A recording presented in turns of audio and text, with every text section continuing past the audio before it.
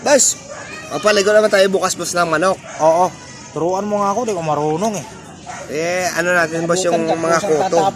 Kuto? May kuto yung manok? Siyempre, ay naku po.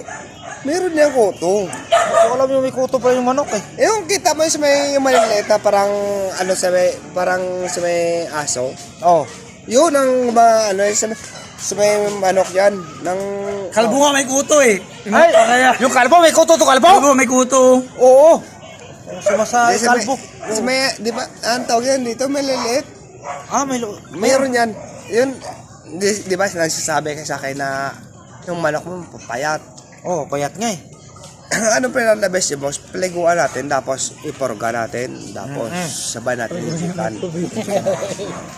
Para kataan at tumaba yung manok natin. Kasi siyempre, Apat.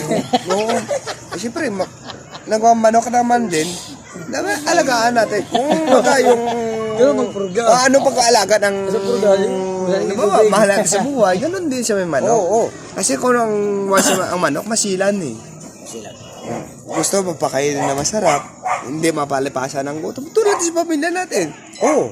Di ba? Hindi ka na papayag nga magugutuman yung mga anak natin, ba? Sim yan, pinaka the best yan.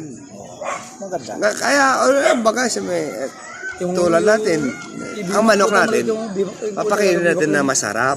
At alagaan natin ng mabuti. Siyempre, yung sabong man natin, siyempre, may pag-uunawa yung manok, baga bigyan tayo ng grasya. Di ba? Hindi ko kasi alam. Hingi ako suggestion sa'yo kung anong dapat gawin. Ganun yan, boss. Turo mo dapat anong gagawin. Ganun yan, boss. Alagaan natin, mamahalin natin kung ano man ang meron tayo.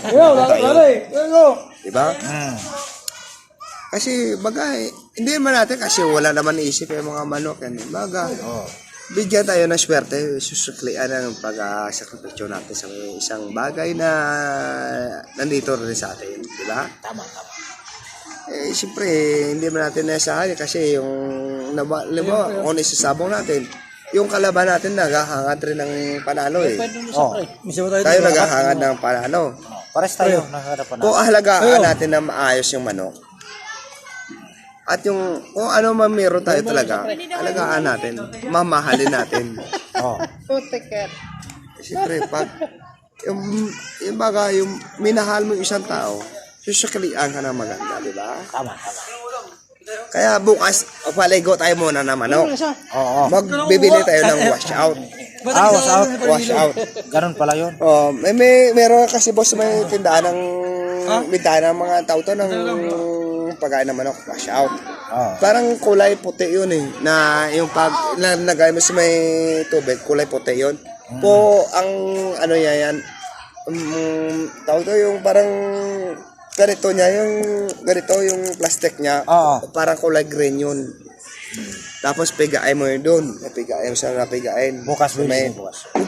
Wag mo naman damihan yung yung tubig kasi parang Siyempre, ikaw yung nag-advise sa akin. Nandyan ka bukas. Siyempre nandyan ako. Kukontrolin natin. Kuntiin na natin para yung mga kutom matay yun. Oo. Kasi, Para pagdating ng gusto mo, sabihin mo na, bakit ba ang manok ko namamayat? tama. Idol talaga kita kasi ako, ang dami kong manok. Pero, wala akong alam tungkol dyan. Ako, Hindi ka naman kasi subong hero eh. pakain lang ako eh. Wala naman akong ano eh. Kasi sa totoo, wag lang pakain na pakain. Kumbaga, siya sa tao nga na may vitamins tayo, di ba? Bigyan mo rin ng vitamins yung ang manok natin. Yung baga yung alaga natin. Halimbawa, may alaga kang aso. Bigyan mo rin kahit paano. Baga, halimbawa, tayo, mahirap lang tayo. Yung baga, may kunting tayo sobra. Bibilan natin yung alaga natin. Kasi siyempre, tulad sa aso, nagtataho sa 10 oras na may tao o may dyan, di ba?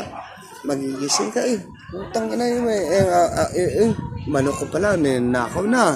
Yung pala, yung kapitbahay ko pala na looban, di ba? Ito pala mga Ganun na yan, boss idol, shout out na sa Kumpare. mga kumpare ko, marunong pala siya. Tinuturuan niya ako kung paano patabain ang manok. paliguan, iwas out, tapos pupurgahin, tapos inject, sabay pakain na maayos. Sa Yan, tamang oras. pinaka-best yan. Papakainin mo na maayos. Maraming salamat.